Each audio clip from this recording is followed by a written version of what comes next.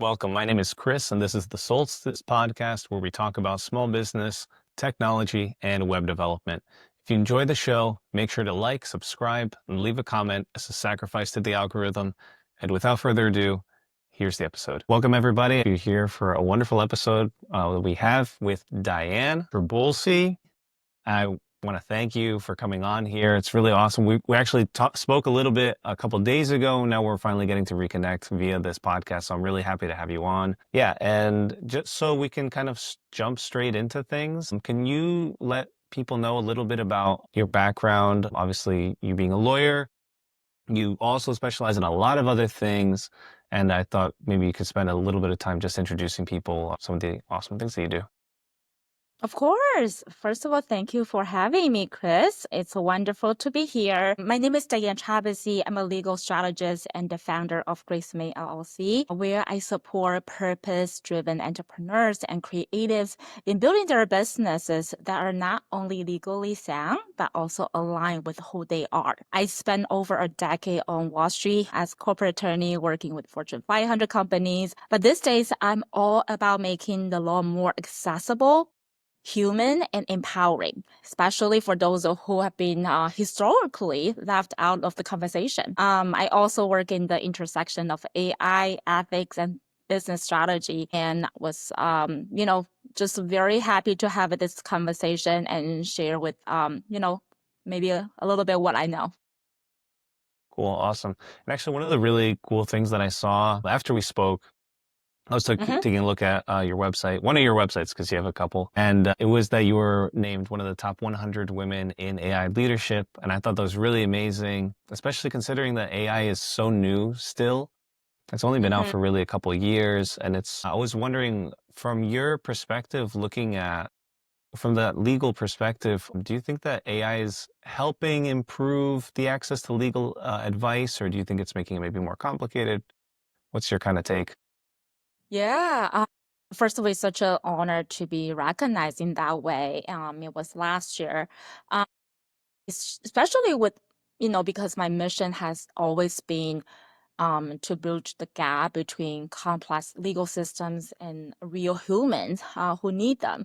So I think AI, when used thoughtfully and you know, dramatically reduce the barriers to legal support, especially for small business owners and underrepresented communities. So whether it's helping someone to navigate compliance requirements or just get some clarifications on their rights, I think AI is a good thing to make that process faster, more affordable, and less intimidating. But I always say AI is just a tool, right? It's not a substitute for wisdom. My role as attorney and a legal coach is to guide people using those tools strategically and responsibly so that they can use it to protect themselves instead of, potentially be harmed by it. Nice. And can you talk about like how you first started using AI? Because I remember when ChatGPT 3 first came out and I was like blown away. I remember when I first asked it, I actually asked it like, what are the seven laws of leadership? Because it was like a book that I'd read like around that Yeah, yeah, time. I remember And that book too. it gave me such a profound answer. And I was like, oh my God, like, how is this possible? Like, because, we're just used to Google searches where you get like really surface level sort of responses. Like I was curious, like how you kind of came about, looked like came across AI and all that. Yeah, sort of similar ways. I think obviously AI has been always in the, its space, but I think ChatGPT really bring it to the forefront to everybody's attention. How I start using it is actually my, personal life. I didn't, you know, s- use it for my work or anything. I remember I was exploring this tool, and every evening I had to tell stories to my two little girls before their bedtime. Wow. And I wanted to do something more personalized to them. So what I do is like, hey, ChatGPT, I have these two girls, 3 and 6 years old. I want to, create a story where they will be the main character in there and something about adventure. It's like 5 seconds, generate that amazing story An with the three amazing story. different sessions. And I read it to them and they loved it. They loved it. And I remember the next of couple of nights. So I continue to say, hey, another story, another story. It's become so easy to me too. Yeah. And they just, hey, mommy, can you just tell that story where you can get it from the phone instead of actual book? I don't know if it's a good thing or a bad thing. Wow. Um, I'm like, wow, in I for me to create a story like that, it probably take days or even I don't know months. Yeah, that's actually so true. Me and my friend, we did something similar because he had just had a child and he was Yeah. like, ChatGPT, write me a story about a baby who becomes a doctor, or something like that. And it came out with like something really good. We were like, we should publish this. This is amazing. This is really good Yeah, I don't quality. know what is it, but they have all the, elements that they actually like in the story. I guess I say two girls, right? So unicorn is there, rainbow is there, something pink cloud is there. So it's like hit the spot. So Right, yeah. And how are you using it now? Because now there's like even more things available that we have Claude and DeepSeek and there's Mhm. ChatGPT and all these others. So I was wondering how you kind of use that today. Today is different. I think, first of all, I always want to use it with caution, especially with work. Wise, I do not actually work a lot with AI either, but I'm always curious in this space. I'm always like to explore different things.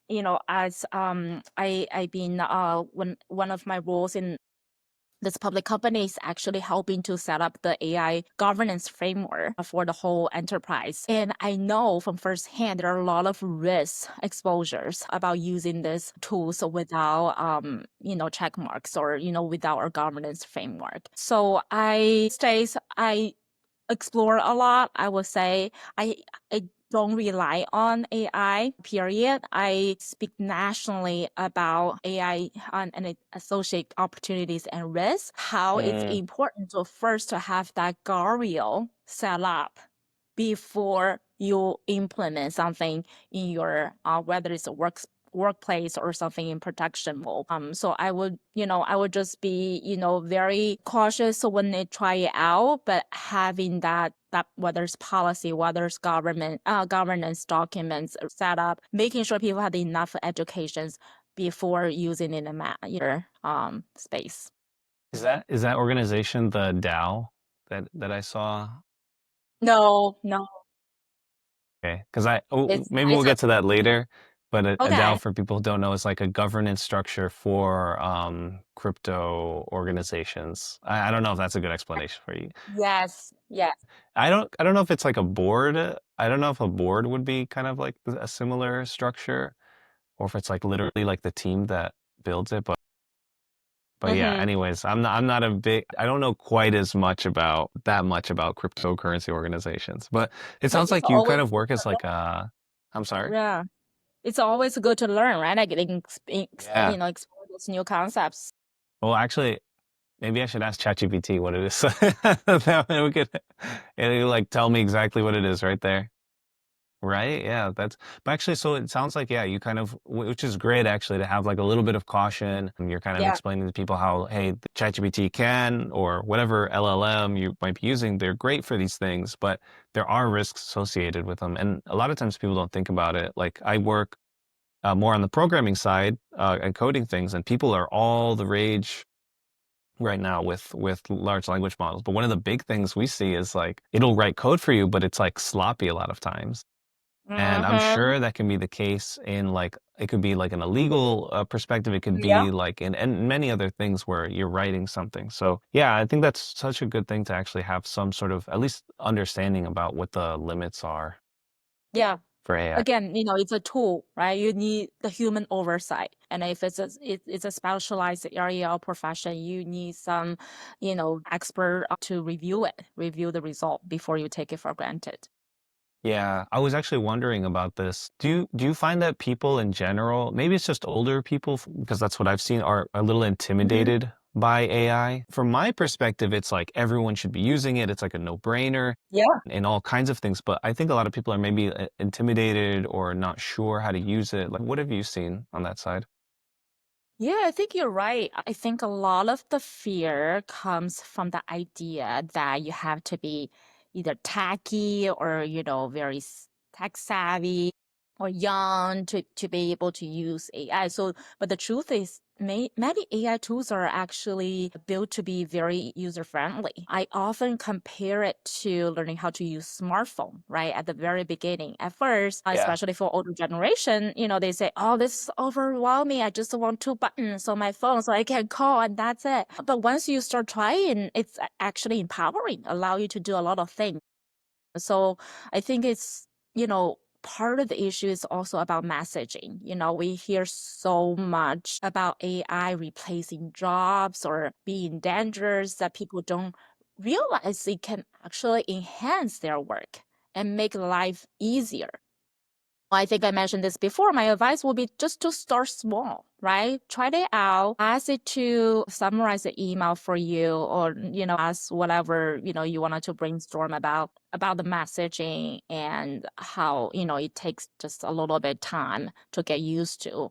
It's just like every other tools. Once you get used to it, you may like it. My mom started using it the other day. I'm like, whoa, that okay. What are you doing? What is she using it for now? Something. I think she's, Google, sorry, ChatGPT about something like travels, like, what can she do, at some places that they wanted to go. I forgot exactly, but I'm like just so blown away that my mom is using it and she's in. Same with my dad. He started using it to like write emails. Like his English is not amazing. So he Okay. writes like Yeah, whatever he wants, and then he puts it in to ChatGPT, and it like fixes, like little things here and there. And that's that's how he does. awesome. That's what he uses it for work now. So that's pretty cool. Yeah, yeah. Real-time translation too, if he wanted to talk to Wow. someone. And then they have this voice function that Yeah. literally you talk something in your mother language and ask GPT to translate in real time. Yeah. If you remember, like Google used to have an app for that, and I remember like people. I didn't see that that was really a big thing, but I feel like now with like Chat GPT, I feel like people are more using that even for translation. It's Just crazy that more you can do natural. that. Yeah, more Yeah, yeah. natural, faster, probably. Yeah. I was actually looking at something like you might find this interesting. Like I thought that ChatGPT was just going to destroy Google and like take all of like the searches that Google does. It would Uh, just like eat everything, right? But it's actually not the case. Now like even Google's adding AI into their searching stuff. So like yeah, Gemini. everyone's like using it, which is pretty interesting. So Yeah. I wanted to kind of pivot over to something more related to your work, which is like, so you do a lot of legal consulting for people, Hmm. not just AI, but like legal consulting, like in a lot of different areas. And I was wondering, first off, I've never actually worked with a lawyer before, and I was wondering, like, how would people work with you, or how could they work with you in a way that would make maybe it's less intimidating? We're talking about people being intimidated by AI. I would be intimidated by working with a lawyer, and I wonder, like, kind of what's your perspective on that? Yeah. I'm so glad you asked this question. Even being an attorney for over a decade myself, I saw this is happening and exactly why.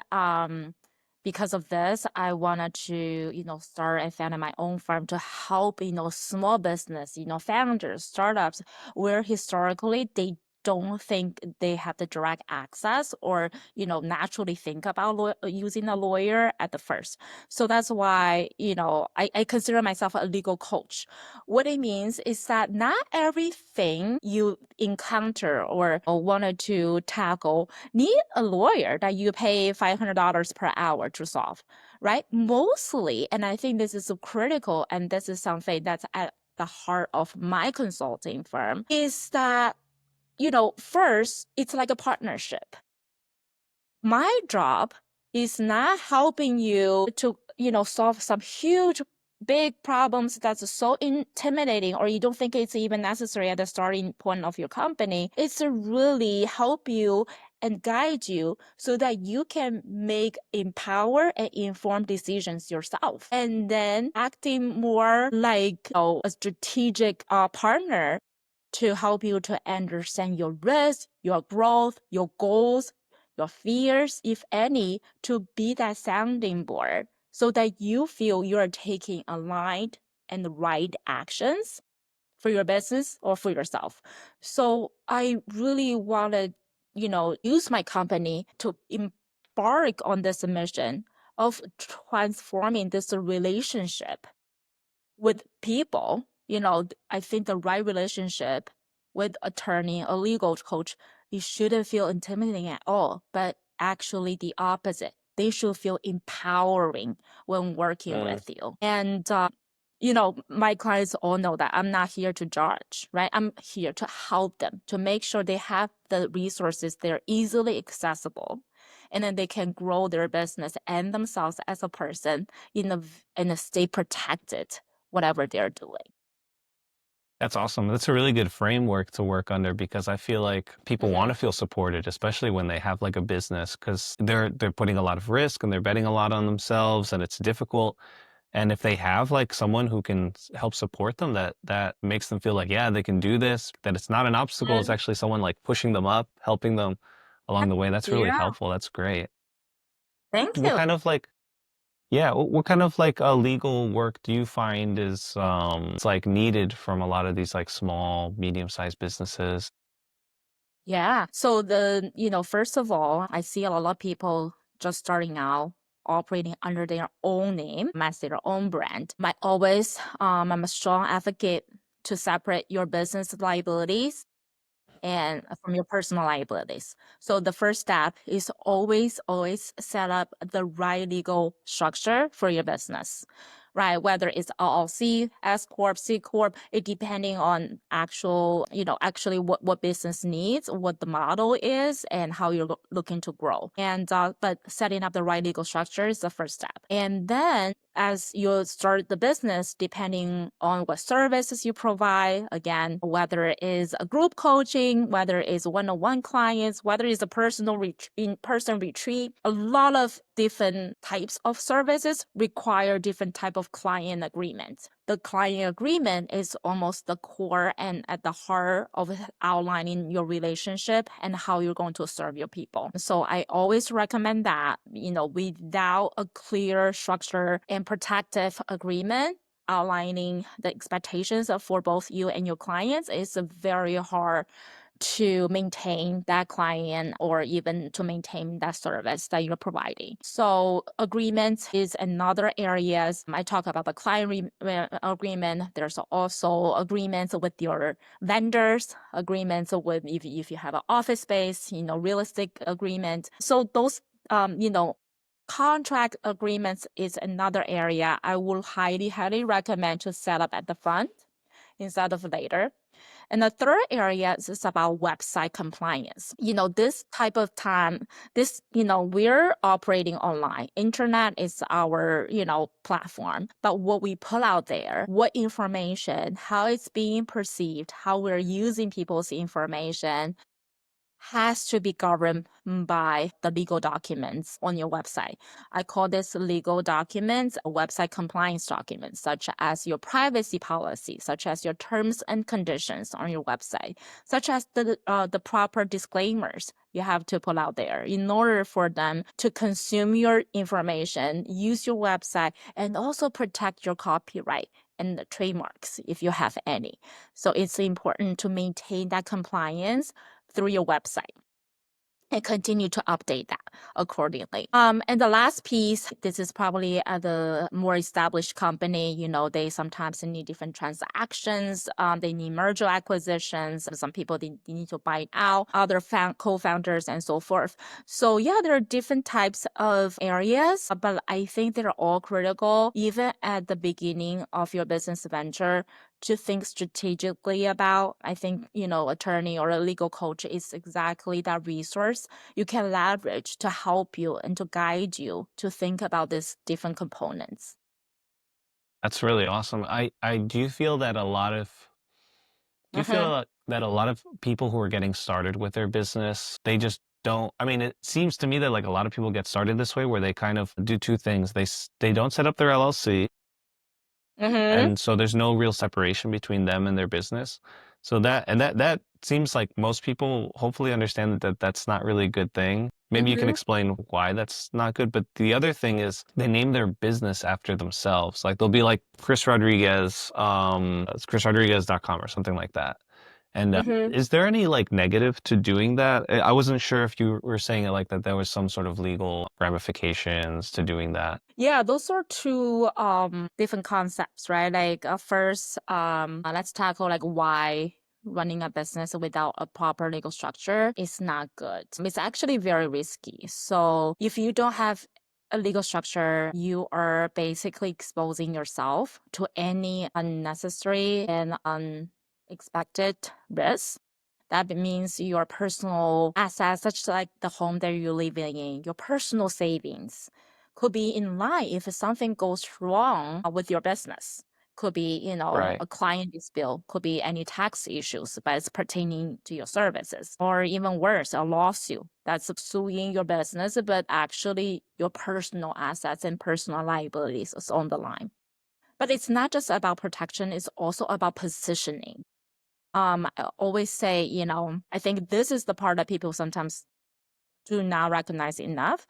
Having a legal structure shows you're serious. It opens the door to funding, whether it's outside investors, is the business loans are from the banks. You opens up to partnership and other opportunities that informal business often miss out on because you are doing a business with a business. It sets clear boundaries, have that trust that your clients, your investors, and even yourself is looking to for in any reputable business.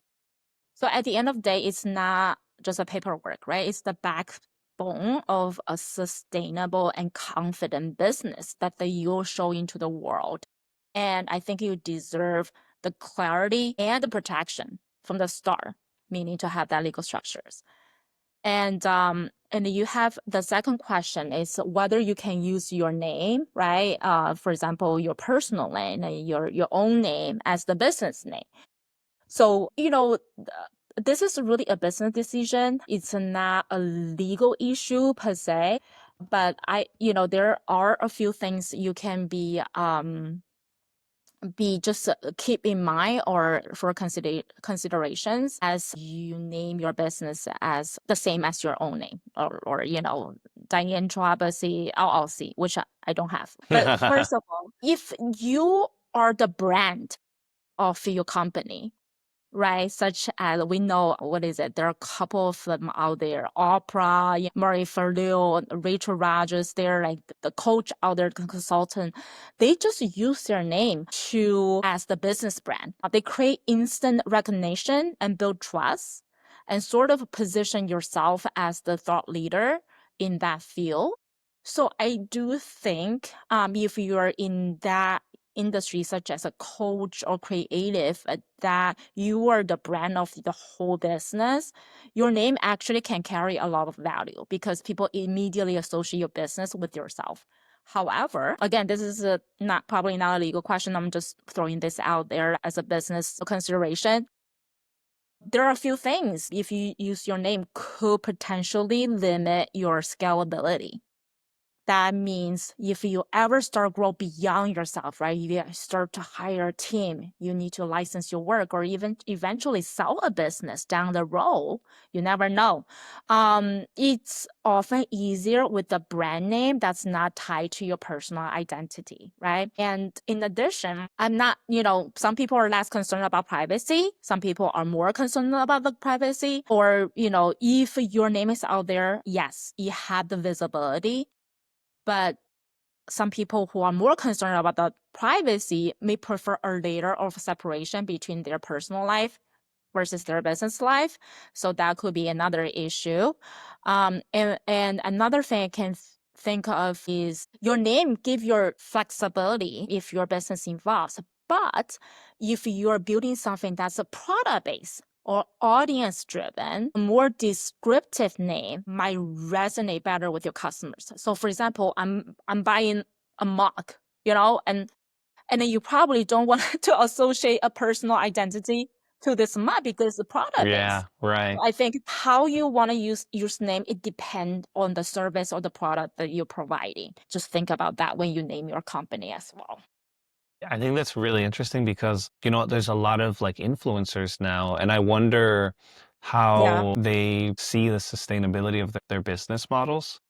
Because, at some point, I'm guessing that they're going to want to either sell their business or, Mm, yeah, probably so that they can move on to something else. And I don't wonder what they all think about that because it's such like a big thing now. Like those kinds of businesses are massive. There's like so many kinds of like influencers out there who do like all yeah. kinds of different things.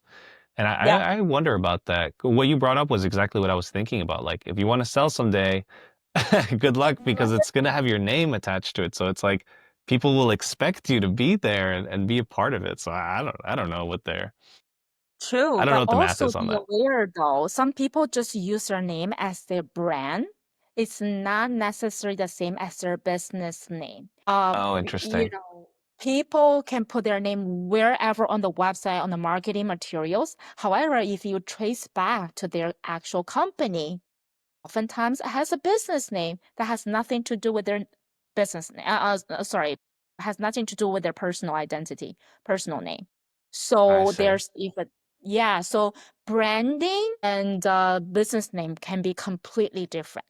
Okay. Oh, So, that's interesting. I didn't even think about that, but that makes mm-hmm. sense. Yep. Let's talk about something else really quick, which is you have to remind me. I'm sorry, I forgot. But you did immigrate here to the United States, and Yes. I was curious about like how you found. Well, I'm always interested in people's like immigration stories. My parents are immigrants, and Sure. they worked really hard. You yourself did the same thing, and I feel like it takes a certain kind of person to do that. I don't think everyone is cut out for it. To be honest. Unless you need to. When you need to, that's for sure. But it is really impressive when people choose to leave their homes and try to make a new one somewhere else. And I was kind of curious Oh. about what that was like for you. Yeah, totally. I was born and raised in China and in this city in the middle of China. And in my childhood, because my dad's job, I've been always like just traveling around the country, and China is a huge country, it's just like the US. So I think at a very young age, I'm very familiar with traveling. And I to have this passion about traveling. And so later on, you know, we spend most of the time in Beijing, which is an international city. I start an internship there. I work primarily with US law firms already as a paralegal. And then when I start to pursue my graduate school for higher education, it sounds like the US is the most natural country for me to continue to pursue my legal profession. So even though I already, at a teenage year, I spent a month in Australia. A part of my high school. I also traveled to US as just like a visitor. So I'm not completely foreign to other foreign countries. But I start, moving to the US for my law school, which is Northwestern in Chicago.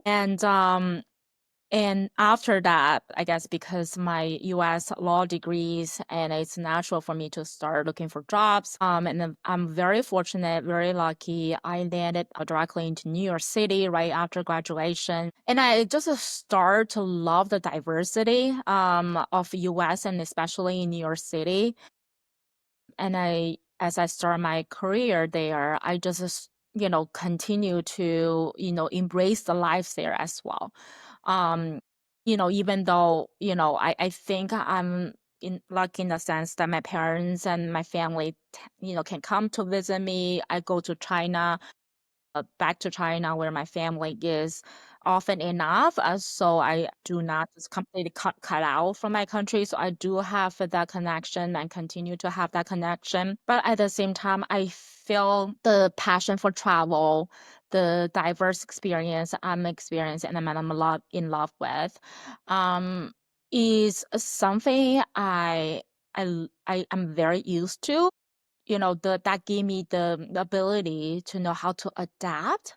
And also, I think I come to know that home is where your value aligns. So for me, home is wherever, I can continue to build something meaningful. I think I have the playground, the platform for me to continue to exercise my value and to probably grow my value, continuously. And I continue to travel around the world, so that gave me the new perspectives. But at the same time, I think everyone probably define home a little differently. But I do agree with you, it's a unique perspective. It's a unique experiences. And I'm so lucky. Like, I think I'm very grateful for this experience as the first generation immigrant here, but you never know. Maybe next year I will be somewhere else. But so All right. far, home is wherever our values are aligned. That's a great phrase. Yeah, that makes a lot of sense. I was Mhm. actually wondering when you said you were working as a paralegal in China, but Yes. for an American company. Mhm. Was that like a strategic thing you were thinking about, or did you just find that internship and you just thought that's actually maybe a great idea to continue this?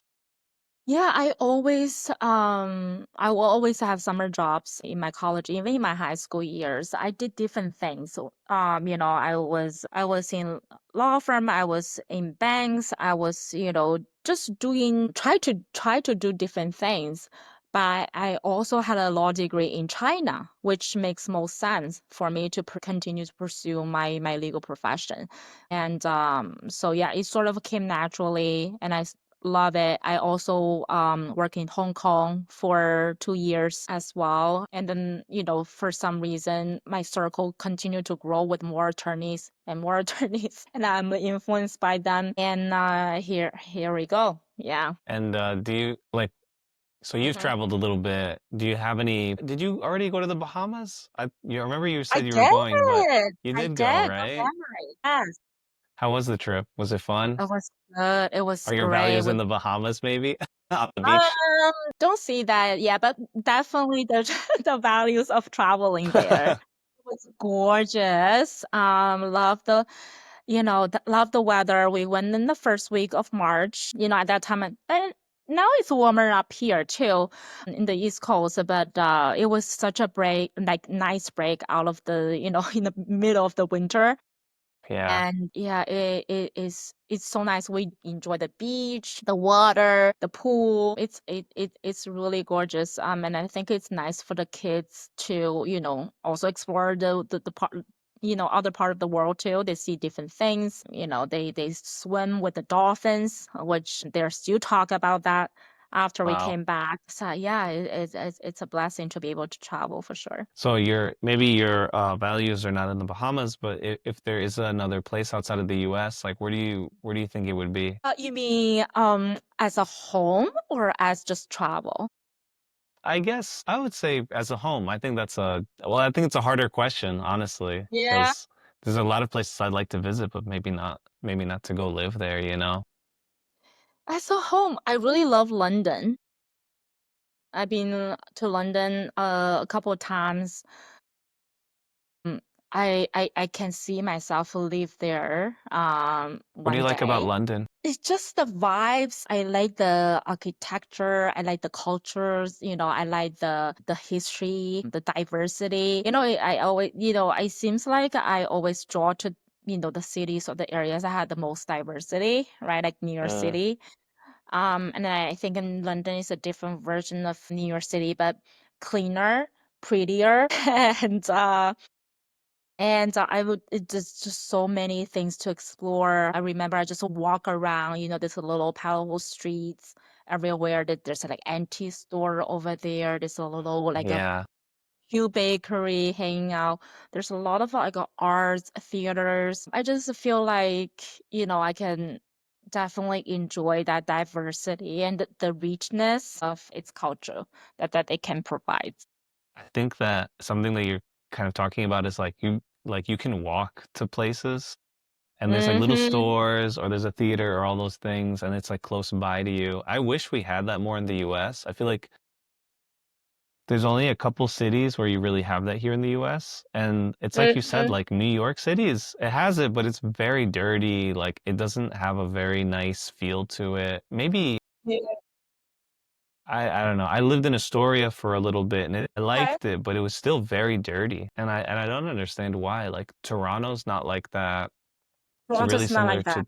no, and Yeah. it's really similar to the US and how it feels, right? It's very similar Mhm. to New York, how it feels. It's just smaller. But Chicago's also way cleaner. Yeah. So I don't know. I don't know what the difference is, but I think what you're talking about makes a lot of sense to me. Everything's closer together. You can walk, you can like enjoy the city itself. It's beautiful.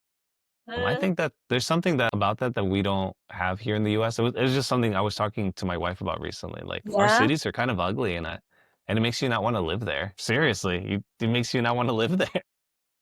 Right. And what about you? If you want, you can move somewhere else to live, even temporarily. Man, okay, that's easier if you said temporarily. That makes it a little bit Okay, you easier. gotta give you a break. Yeah. Yeah, you gave me yeah, you made it a little bit easier for me. I gave you a hard one. But I think I really I'm really interested right now in Mexico, in like different areas of Mexico, but like near the capital, but not the capital. Like Puebla's an interesting town.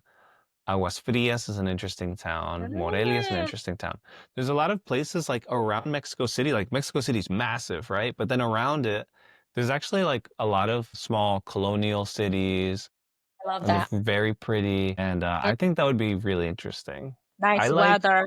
yeah, Yeah. the weather's really good there too. Like Mhm. it's not super hot or super cold. It's like not too humid or dry. Like here, like, it's super humid and then it gets super dry in the winter. And right now, like I can feel it in my skin and all that, and it's horrible. But over there, it's like a pretty stable all year round. So your skin kind of adapts a little bit better. And it's not super dry either. Makes So sense. so there's That really sounds nice. beautiful. And Mhm.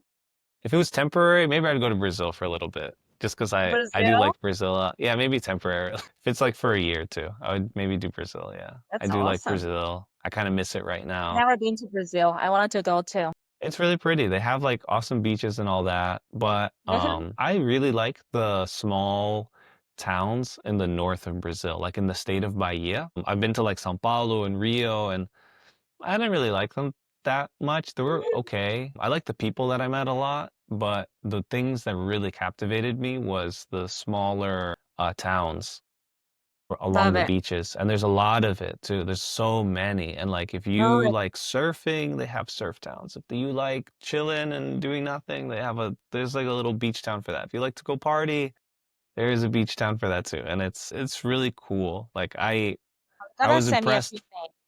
Yeah, I Yeah. was really impressed with how beautiful it is. There's one town that we went to, it was called Cabralia, and it was just Mhm. like amazing. It was really nice and Okay. yeah, there's all that was so different from like São Paulo. Imagine skyscrapers everywhere. It's the ugliest city I think I've ever been to in my life. And then like do you go to the other side of the country on the north side and it's like so relaxing. The people are super Mhm. nice and it has like a beautiful scenery. I was really taken away by it. So maybe temporarily Brazil. Yeah.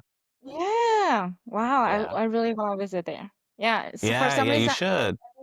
every time we talk, always end up like traveling, which is Yeah, exactly. We need to and it's like the places we went to, the places we're gonna go to next. So love yeah, it. that's how we Mhm. that's awesome. Well, Diane, I think this is an awesome conversation. Thank you so much for being an awesome supporter of small businesses, medium-sized businesses, educating people on AI.